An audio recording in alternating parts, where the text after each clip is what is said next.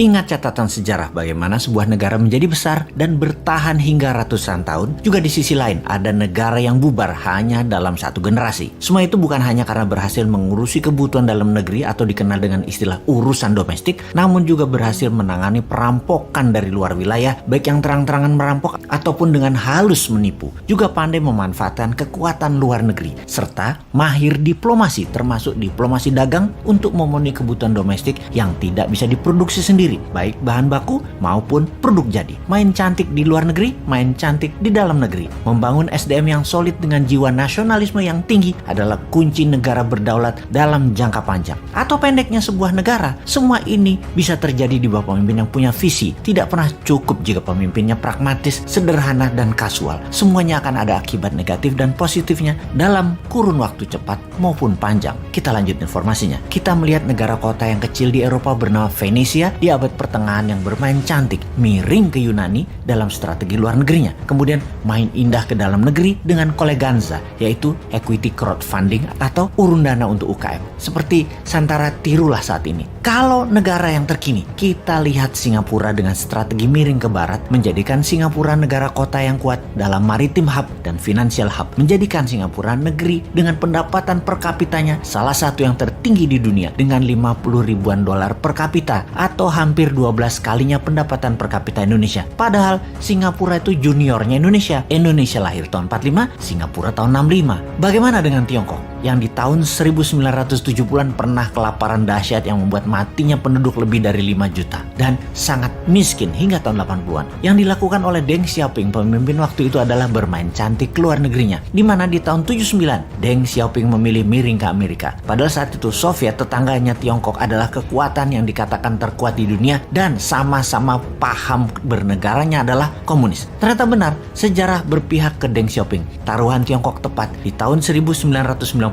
Soviet bubar. Di tahun 80-an kekuatan komunis memang lagi kuat-kuatnya di dunia dan Amerika yang memiliki alat propaganda yang bernamanya demokrasi sedang diserang di mana-mana. Untuk itu, apapun resikonya, Amerika mepet Tiongkok. Amerika perlu Tiongkok untuk menahan Soviet dan menahan Korea Utara setelah gagal di tahun 1975 di Vietnam yang menjadikan Vietnam negara komunis. Tiongkok pun kemudian diguyur dana besar dan banyak perusahaan barat masuk ke Tiongkok dengan syarat Tiongkok berpihak ke sekutu. Tiongkok yang di tahun 70-an income per kapitanya di bawah Indonesia melakukan strategi luar negeri yang cantik yang berbuah pada saat ini income per kapitanya 5 kali Indonesia. Selama 10 tahun kemudian hingga tahun 1989 Tiongkok menggeliat naik ekonominya. Banyak reformasi dilakukan di dalam negeri. Perusahaan sekutu barat serta perusahaan globalis banyak memindahkan pusat produksinya ke Tiongkok karena SDM yang kuat kerja serta murah. Di tahun 89, bulan Juni, mahasiswa demo di Tiananmen menuntut demokrasi meledak. Efek pemahaman barat mulai masuk ke sendi bernegara Tiongkok. Mahasiswa ingin bebas demokrasi. Deng Xiaoping dilema, memihak barat sesuai dengan perjanjian dengan Ronald Reagan, sekutu barat,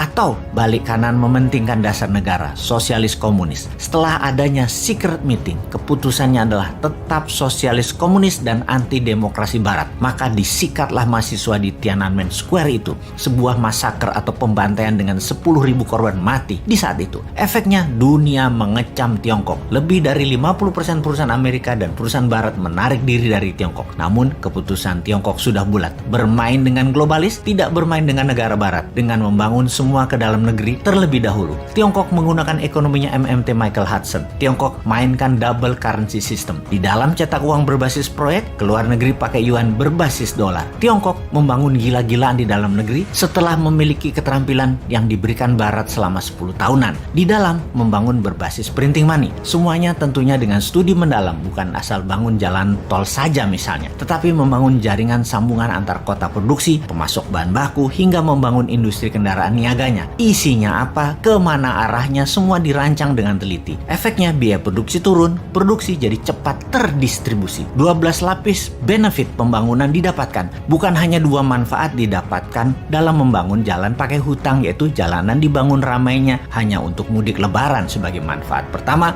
dan dapat sohor populer terlihat membangun, yaitu manfaat kedua, yaitu negara tetangga yang punya begituan bukan Tiongkok.